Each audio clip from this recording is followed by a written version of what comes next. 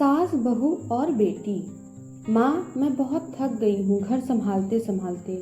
यहाँ मेरी थकान किसी को नज़र नहीं आती।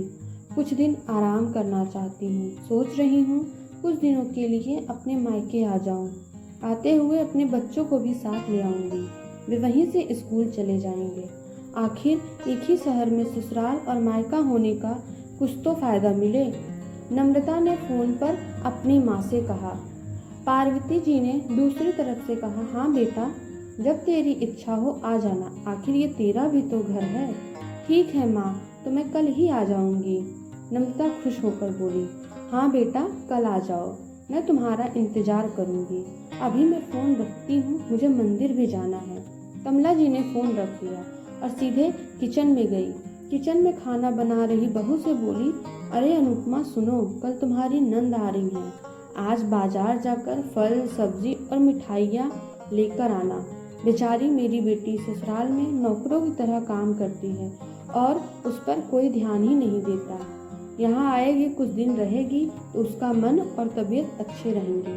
सास के मुंह से ऐसी बातें सुनकर अनुपमा का चेहरा उतर गया। वह मन ही मन सोचने लगी, काश आपको मेरी थकावट भी नजर आती। मैं भी दिन रात झाड़ू पोछा, बर्तन, खाना बनाना, मार्केट जाना और वह हर काम करती हूँ जिससे हमारे परिवार वालों को कोई दिक्कत ना हो। काश आप मुझ पर भी ध्यान दे पाती। आपकी बेटी तो जब मन में आता है तब यहाँ आ जाती है, लेकिन मैं साल में एक बार ही अपनी माँ के पास जाती हूँ, तब भी आपको प्रॉब्लम होती है। मैं भी इंसान हूँ, मेरा भी मन है, मुझे भी लगता है कि अपनी माँ के पास जाकर थोड़ा आराम करूँ, सुख दुख की दो चार बातें करूँ, अपना मन हल्का करूँ।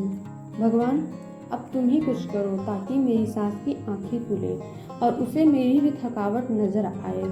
शाम तक भगवान ने जैसे अनुपमा की सुन ली और उसकी नंद का फोन आया। नंद ने अपनी माँ से कहा कि उसकी सास ने उसे मायके आने के लिए मना कर दिया है, इसलिए इस बार वो नहीं आ सकती है।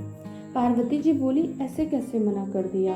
पहले तो कभी वह तुम्हें आने के लिए नहीं रोकती थी, इस बार भला क्या हो गया? लाओ मेरी बात कराओ, मैं उन्हें समझाती हूँ।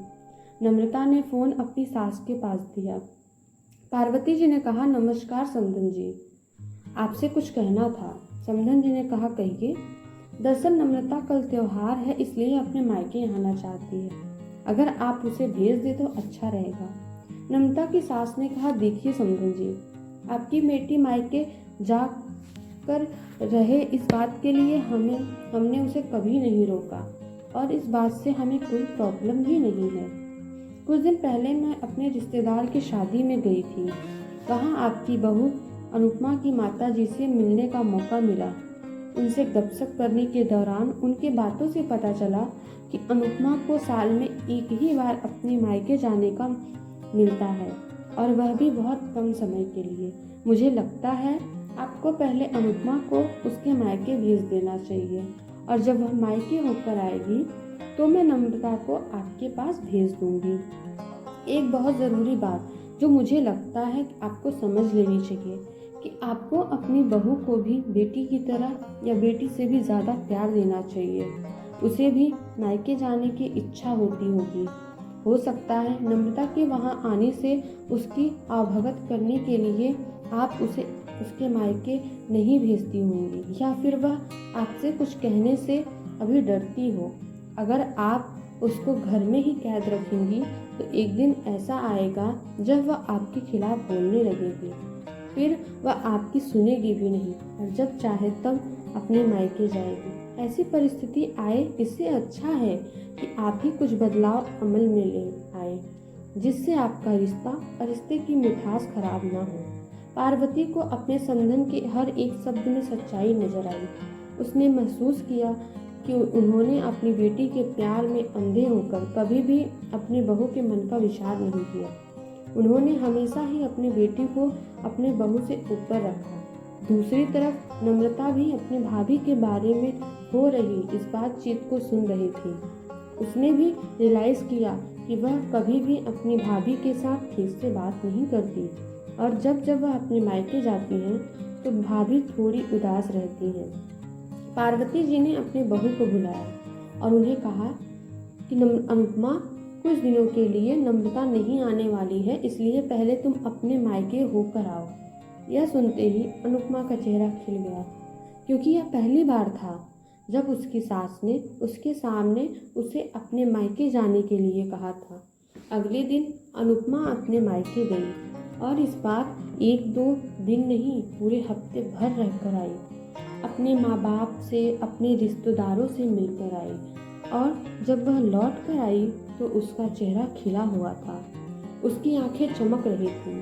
अनुपमा के आने के बाद नम्रता भी अपने मायके आई, और इस बार वो खुद सामने से अपनी भाभी से खुशी खुशी मिली और अच्छे से बात की। नम्रता ने अपनी माँ से बात करके उन्हें भी अच्छे से समझाने में मदद की कि वे कहीं न कहीं अनुपमा के साथ गलत व्यवहार कर रहे थे। दूसरी तरफ अनुपमा अपने ससुराल वालों के बदले रवैये से बहुत खुश थी। अब वह खुशी खुशी सबका ध्यान रखती और हर काम प्यार से करती। वह ध्यान रखती थी कि कोई भी ऐसी बात या काम ना करे जिससे घर में तनाव का माहौल पैदा।